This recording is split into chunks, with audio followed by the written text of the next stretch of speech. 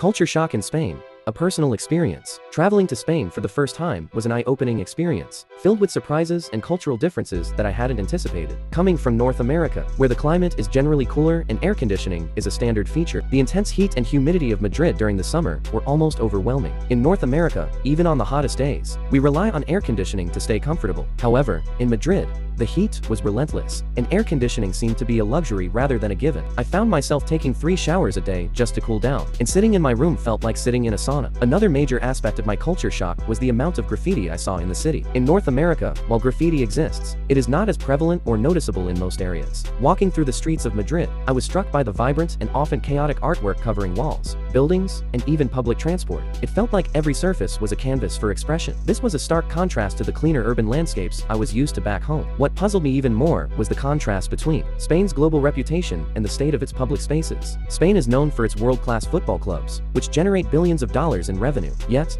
I wondered why some of that wealth wasn't more visibly invested in the city or in improving public infrastructure. The juxtaposition of the graffiti-covered walls and the prestige of Spanish football left me questioning the priorities in urban development. Another surprising element was the midday routine. Around p.m., the streets would empty, and the city would transform into a ghost town. Coming from a culture where cities remain bustling throughout the day, this siesta tradition was new to me. It seemed like everyone retreated indoors to escape the heat, and the quiet was almost eerie. I later realized that this was especially true in more remote areas outside the city center. In contrast, the city itself remained lively, though even there, the pace seemed to slow down in the afternoon. Overall, my trip to Spain was filled with cultural contrasts that made me reflect on the differences between life there and in North America. The heat, the graffiti, and the unique daily rhythms were all part of an experience that broadened my perspective and deepened my appreciation for the diversity of cultures around the world.